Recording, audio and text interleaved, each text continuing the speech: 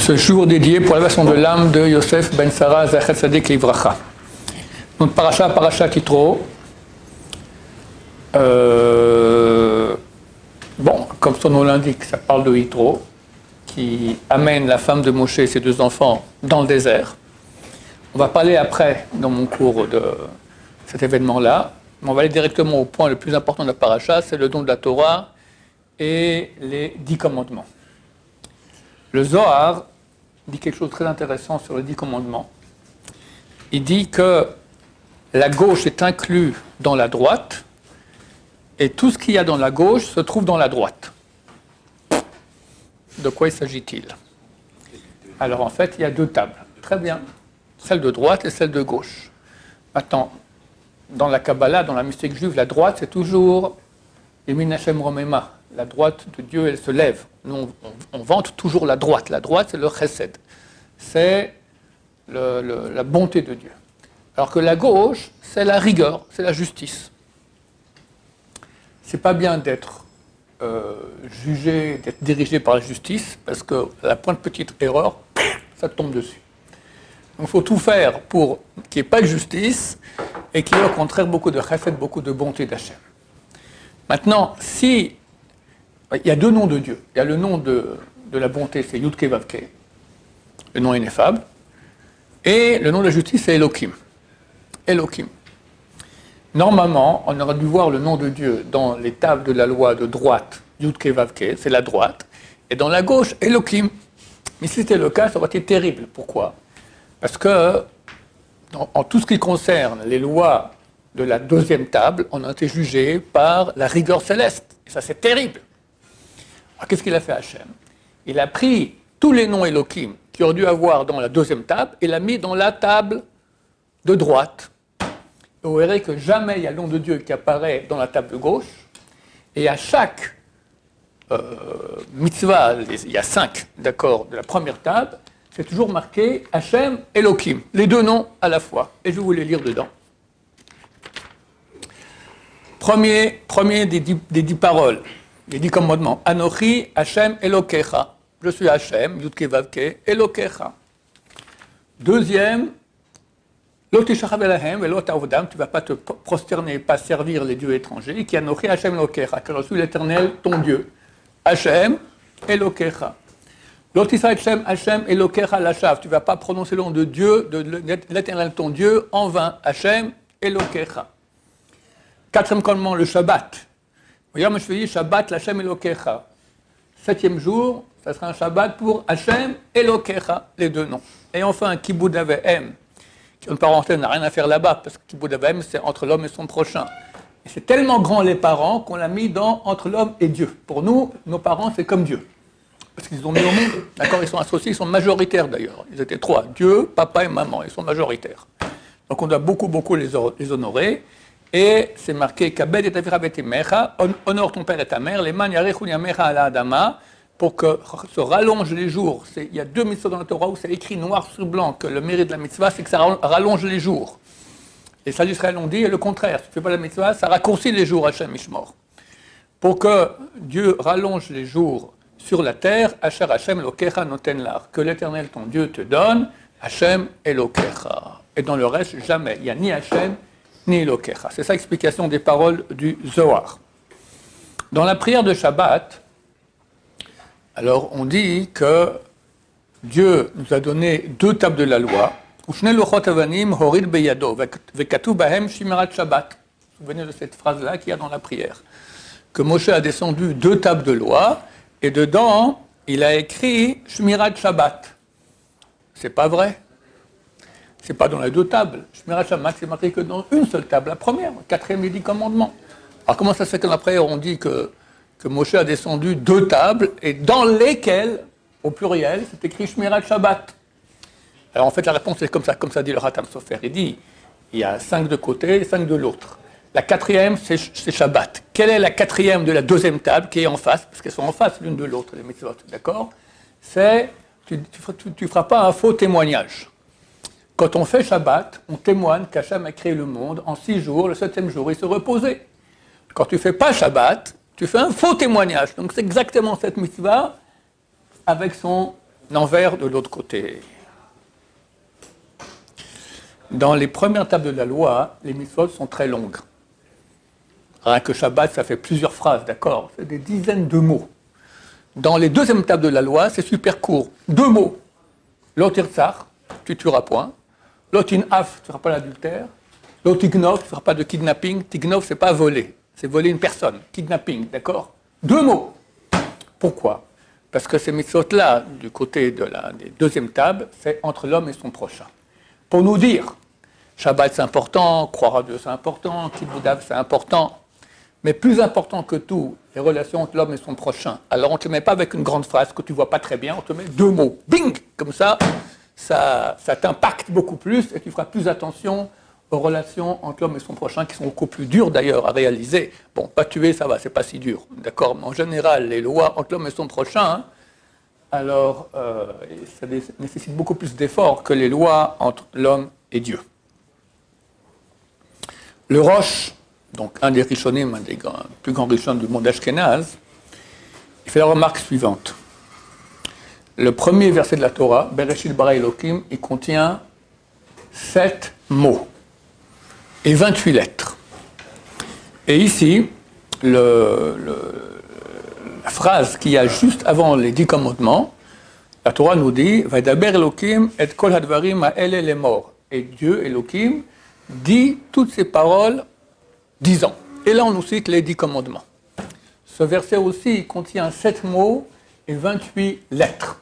Donc il y aura un rapport entre ces 2 versets, le premier verset de la Torah Bereshit et celui-là qui est celui qui va nous annoncer les 10 commandements. Tu veux dire? Est-ce qu'on peut dire que tout le but de la création, c'est d'arriver au commandement? Très bien, ça s'entend bien ce que tu dis, que tout le but de la création, c'est d'arriver au commandement.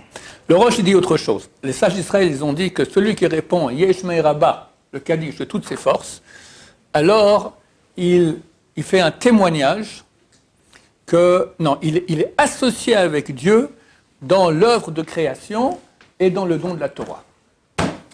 Pourquoi? Parce que les mots Yesh Me'er Rabba Mevarach, La'alam, Ulme Almaya, pas Ulme, La'alme Almaya, comme nous disons les Sfaradim, c'est mieux de dire La'alam, La'alme Almaya. Il y en a qui disent ou, d'accord, mais nous on dit sans le ou. Ça fait exactement 7 mots et 28 lettres.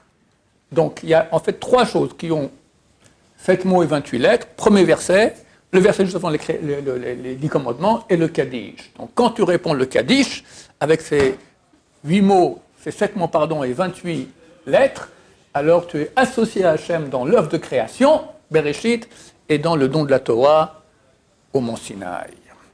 Et maintenant on va parler un peu de Yitro. Le premier verset de la paracha, Vaishma Yitro Choten Moshe.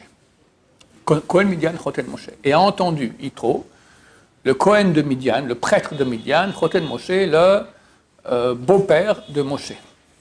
Tout ce que Dieu a fait à Moshe et Israël, etc. Il y a un problème ici. Yitro, comme dit Rashi, il avait 7 noms. Chovav, Yeter, Yitro, Reuel, etc. Yitro, on l'a appelé quand? Après qu'il s'est converti. Quand il vient maintenant, la Torah nous dit Yitro a entendu, est venu rencontrer Moshe dans le désert, il ne s'est pas encore converti. D'abord, il a conseillé à Moshe, il a vu que Moshe, du matin au soir, il jugeait, il dit, il ne va pas tenir le coup. Prends des juges. Tu mets des juges de 100, des juges de 50, des juges de 10, etc. comme ça, pour alléger le travail. Et vu qu'il y a toute une paracha, et Moshe a fait comme ça, donc vu qu'il y a tout un texte qui provient en fait de Yitro, il a rajouté à la Torah, comment on dit rajouter? Yeter. Yeter, c'est en plus. Alors on l'appelait Yeter, c'est un de ses prénoms. Et après, quand il s'est converti, on rajoute encore la lettre Vav, il l'appelait Yitro. Alors, les commentateurs posent la question, pourquoi est-ce qu'ici on nous dit Vaishma Yitro? C'est pas encore Yitro. C'est Reuel, c'est Chovav, c'est un des autres noms. La réponse, c'est pas compliqué. Ça se peut que des fois, on appelle quelqu'un avec le nom qu'il aura dans le futur. D'accord? Il n'a pas encore le nom Yitro, mais on l'appelle Yitro. C'est pas faux, d'accord? Il sera Yitro bientôt. Ce qui, par contre, est super étonnant, c'est qu'il a entendu. C'est le premier mot de la paracha, Vaishma. Qu'est-ce qu'il a entendu? Comme Rashi nous le dit ici, il a entendu la traversée de la mer Rouge qui en parenthèse n'est pas la mer Rouge, on a parlé ça la dernière fois, ok, et il a entendu la guerre avec Amalek. Il a entendu ça, il est venu. La question se pose, qu'est-ce que tu compares? Tu me dis, il a entendu la traversée de la mer Rouge, et la guerre avec Amalek. La guerre avec Amalek, c'est une guerre normale. Bon, on a gagné, mais il y a eu des morts. Il a coupé les queues, d'accord, il prenait les organes sexuels des gens qui tuaient des juifs, il leur coupait, lançait vers le ciel, il disait à Dieu, tiens, reprends ce que tu as choisi. Il y a eu des morts dans cette guerre avec Amalek. Donc c'était une guerre normale. Bon, on a gagné, Baruch Hashem. Gagné, ça veut dire que Yoshua, il a été faire la guerre, il a tué tous les grands de Amalek. Ils sont restés que les tout petits. C'est qui est tout petit? Hitler, d'accord, ça c'est les petits de Amalek. Et Khomeini, d'accord, lui aussi c'est certainement Amalek. Alors, comment ça se fait que Yitro, il a entendu traverser la mer Rouge et la guerre de Amalek, tu compares, dis, tu as entendu traverser la mer Rouge, c'était phénoménal. 12 passages dans la mer, le sol qui est à plat, tous les Égyptiens qui meurent dans la mer, après ça se recouvre sur eux. Ben, ça, c'est vraiment un grand miracle, c'est pas tous les jours qu'on a un truc pareil. Une guerre, on a des guerres. Alors, comment se fait-il qu'on dit qu'il a entendu la traversée de la mer Rouge et la guerre d'Amalek, il est venu. Qu'est-ce qu'il y avait dans la guerre d'Amalek si d'extraordinaire? C'est qui dit ça? Le Rav Lapien. Il dit, c'est pas qu'il a entendu ça et après ça. Il a entendu les deux à la fois. Il a dit, je comprends pas. Je comprends pas. Comment Amalek vient attaquer le peuple d'Israël après qu'il ait traversé la mer Rouge? Mais c'est des tarés. Le monde entier, on le dit tout le matin ici en chantant, d'accord? Tous les peuples ont été transis d'effroi quand ils ont vu ce qui s'est passé. Namogu, Koloshver, Hnan, ils ont fondu, tous les habitants de Canaan, quand ils ont entendu parler, traverser de la mer Rouge. C'est extraordinaire. Vient un peuple, super idiot, d'accord? Et extrêmement non fait aucun kavod à Hachem, il vient attaquer Israël après une chose pareille. Ça, il n'a pas compris trop. Tout le monde entier tremble. Et il y a de quoi. Et ce peuple vient faire la guerre avec Israël. Et il a dit, c'est absolument anormal. Il dit, s'il y a des goïms qui sont capables de faire des choses pareilles, je ne peux pas rester goï. Je me convertis. Et pour ça qu'il est venu se convertir. C'est donc pour ça qu'il y a ces deux choses qui sont citées. Ce n'est pas la guerre de Amalek. La guerre de Amalek, après la traversée de la mer Rouge. C'est ça qui est complètement anormal. Et ça, le premier mot de la paracha, Vaishma, il a entendu. C'est quoi? Il a entendu, pas comme ça, comme les habitants de Canaan. Il a entendu profondément, mais il y a ici quelque chose qui se passe qui est extraordinaire. C'est traverser la mer Rouge, après Amalek, les ennemis de Dieu qui viennent se battre comme ça. C'est pas normal. Dans la prière tous les matins, on dit Veten bilebenu vina lavin laskid lishmoa ilmod velamed. Donne dans notre cœur une intelligence pour comprendre. Laskid, c'est encore plus comprendre. Lishmoa et entendre. Après, organe, on ne veut dire pas comme ça, pour entendre. Après, pour comprendre, et encore comprendre plus. D'abord, tu entends, après tu comprends. Pas tu comprends, après tu entends. En fait, on parle d'une entente beaucoup plus profonde. Ce n'est pas que tu entends le message. Tu entends toute la profondeur inclue dans ce qu'on t'a dit. C'est ça le Vaishma Yitro. Il a entendu, il est venu, il se convertit. Il a changé complètement d'identité. D'ailleurs, c'est très bizarre que le texte nous dit Vaishma Yitro, Yitro entendu, Cohen Midian, le prêtre de Midian. C'est quoi prêtre de Midian? Ben, on s'est connu que Yitro, il a fait toute la Vodazara qu'il y a dans le monde. Tout ce qui est idolâtrie, il a fait. Puis un beau jour, il a tout lâché. Quand Moshe Rabbeinu est venu à Midian, à ce moment, Yitro avait déjà tout lâché. Mais il ne s'est pas encore converti. Il ne connaissait même pas tout le Dieu d'Israël. Comment tu me parles maintenant de Yitro? Vaishma Yitro, bon, c'est quelqu'un de Yitro, c'est après qu'il se convertit. Cohen Midian, tu me parles maintenant du prêtre de toute la Vodazara du monde. C'est pas kavod tellement de dire cette chose-là. Pour nous dire, regarde d'où il vient et qu'est-ce qu'il est devenu. C'est ça, Vaishma. Il a entendu, il a compris quelle situation il avait et il a fait un chemin énorme. C'est écrit dans le traité de Barot, page 34, que le lieu se trouve le Baal Tchouva, aucun tzaddik parfait ne peut y accéder. Le Baal Tchouva, il a fait les 400 000 coups. Il est super attiré par ça. Et il change et il fait Tchouva. C'est le niveau le plus haut qu'il puisse y avoir. Comme Yitro.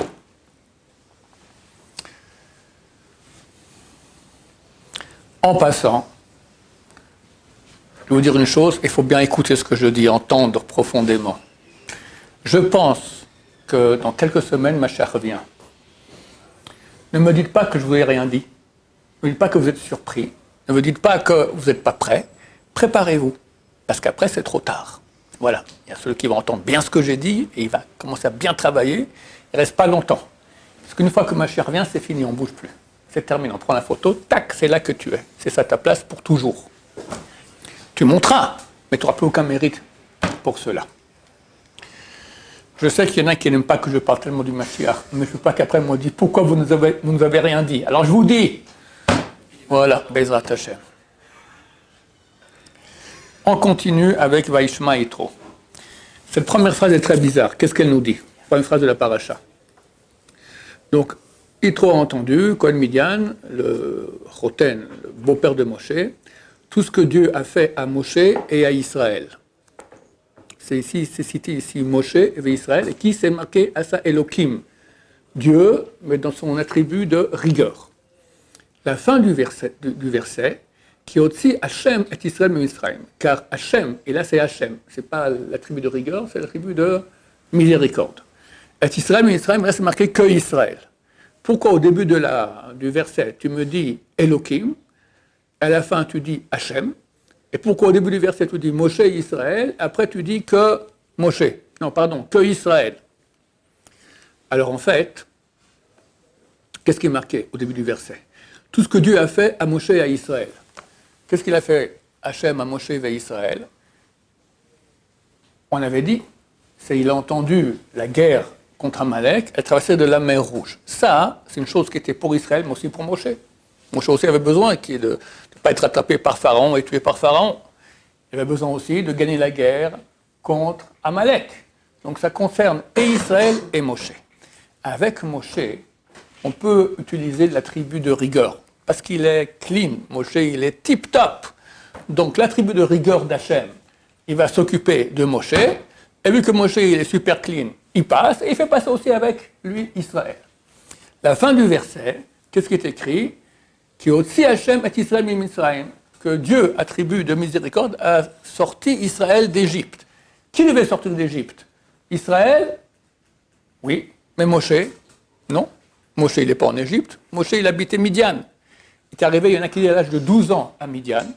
Et jusqu'à l'âge de 80 ans, où Dieu se dévoile au Mont Sinaï, il n'était pas en Égypte. Il arrive en Égypte. C'est un touriste, d'accord? Il a un visa touriste. Il n'est pas obligé de faire l'esclavage, etc. Pharaon, il rentre chez Pharaon, il sort de Pharaon, il fait ce qu'il veut, d'accord? Donc, quand on dit que Dieu a sorti le peuple d'Israël d'Égypte, ça concerne le peuple d'Israël, et pas Moshe. C'est pour ça qu'il y aura l'attribut de miséricorde, parce que si Dieu avait utilisé l'attribut de rigueur avec Israël, on ne serait jamais sorti d'Égypte. Jamais. On continue. Et là-bas, c'est donc le troisième verset de la paracha, que Yitro vient avec les deux enfants de Moshe, dont le nom du premier c'est Gershom, et le nom du deuxième c'est Eliezer. Pourquoi Gershom? Le verset nous dit Ki amar ger haeti be'eretz nochia, parce que j'étais un étranger dans un pays étranger. Mais le deuxième fils, il appelait Eliezer. Pourquoi? Parce que Dieu m'a sauvé de l'épée de Pharaon. Pharaon a voulu tuer Moshe lorsqu'il a appris qu'il a tué un des Égyptiens. Et Moshe a été sauvé. Maintenant, quand les deux enfants sont nés, le premier il est appelé Gershom et le deuxième Eliezer. Alors que dans l'ordre des événements auxquels correspondent ces enfants, c'est d'abord Eliezer. D'abord il était en Égypte, il a fait se faire tuer avec l'épée et il a été sauvé. Et après est arrivé dans le pays de Midian, un pays étranger. Il a fait son premier fils sur le pays étranger et le deuxième sur l'épée de Pharaon. Eliezer, tu m'as sauvé de l'épée de Pharaon. Comment ça fait que c'est à l'envers? En fait, Moshe Rabbeinu, il arrive à Midian. Qu'est-ce qu'il voit? Des goïms, qui étaient tous des idolâtres. Le seul qui n'était pas idolâtre, c'était déjà Yitro, mais pas encore qui a connu le judaïsme. D'accord? Il habite là-bas pendant presque 68 ans. Il s'est dit, mais je ne vais pas tenir le coup. Il faut que je me rappelle sans cesse que je suis dans un pays étranger. Et non seulement ce pays, c'est un pays étranger, tous les pays sont étrangers, même l'Égypte, et même la terre. d'accord? Moi, je veux servir Hachem. La terre ici, c'est exactement le contraire. La terre, elle m'attire, il y a toutes sortes de choses attirantes, d'accord, sur terre. Je peux être attiré par cela, l'argent, la nourriture, les femmes, qu'est-ce que j'en sais, d'accord? Et le bon Dieu, bon, ça va, tu peux encore rester un petit croyant, mais un petit, pas un grand croyant. Mon chef veut être un grand croyant.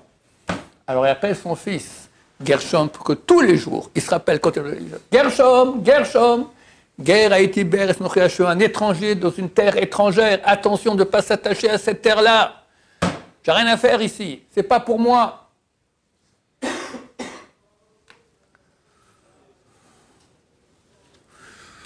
Une histoire très connue, qu'un jour, un grand riche américain est arrivé à Radin. C'était le petit patelin très petit où habitait le Chavetz Chaim. Et il rentre chez Chavetz Chaim et il voit une maison, les chaises branlantes, les tables branlantes, les murs couleur qu'il a dit il y a 40 ans, d'accord? Il me dit, mais Kavod Harav, comment vous habitez une maison aussi délabrée? Rien du tout. Chavetz Chaim lui dit, et toi? Je vois que tu n'as qu'une valise, c'est tout ce que tu as. Tu n'as pas une belle maison avec des beaux meubles, avec une belle vitrine, de l'argenterie, tout ce qu'il faut. Moi, bien sûr que j'ai. Mais là, je suis en déplacement. Je ne vais pas prendre toute ma maison avec moi. Venez chez moi à Borough Park, vous aurez une maison 2 étages, avec une piscine, tout ce qu'il faut, d'accord, pour vivre bien. Chavetz Chaim lui a dit, moi, la même chose, je suis aussi en déplacement. Moi, ce n'est pas mon monde ici. Moi, mon vrai monde, il est là-haut. Là aussi, j'ai une belle maison, je veux une grande maison, mais je suis en déplacement comme toi. Alors là, ce sont mes bagages ici. C'est ce qu'a voulu accentuer Moshe en appelant son fils Gershom. Je suis un étranger dans une terre étrangère. Et nous, on doit bien assimiler cela en tant qu'élève de Moshe Be'ezrat Hashem. Après, c'est écrit, c'est le 5e verset. Vayavo Yitro choten Moshe uvana veishto el Moshe. Et sont venus Yitro, le beau-père de Moshe, ses enfants et sa femme, vers Moshe, El Amidbar asher hu chonesham, dans le désert dans lequel il demeurait. Normalement, dans l'ordre chronologique, on aurait dû dire, il est allé dans le désert, Yitro, et après il est arrivé chez Moshe. Et en plus, quand tu vas dans le désert pour chercher Moshe, tu arrives là-bas, il n'est pas là, tu ne sais pas, il n'y a pas d'indicateur, Moshe est passé par là, il n'y a rien, c'est dans le désert. Donc on aurait pu se tromper plusieurs fois avant d'arriver à Moshe. Là, c'est marqué qu'il arrive direct à Moshe, qui était dans le désert. Qu'est-ce qui s'est passé? On a un principe, à bas les termes, mais c'est inno. Celui qui vient se purifier, on l'aide. Tu viens te purifier? Tu viens rencontrer le peuple de Dieu qui a sauvé le peuple d'Israël d'Égypte, tu veux rencontrer Moshe, tac, du premier coup, tu tombes sur Moshe. Et aussi plus tard, dans la paracha, c'est marqué au Moshe, Allah el Elohim, Vaikra Elav Hashem Minahar. Moshe Rabbeinu, il est au Mont Sinaï et il monte. Et c'est marqué qu'il est monté pour rencontrer Dieu et Hashem l'a appelé. Tu montes pour rencontrer Dieu, Dieu descend et t'appelle. Celui qui vient se purifier, on l'aide du ciel. De nouveau, un grand encouragement pour la Tchouva, Be'ezrat Hashem. On finit avec un dernier chidouche. Là-bas, dans le début de la paracha, le verset 10.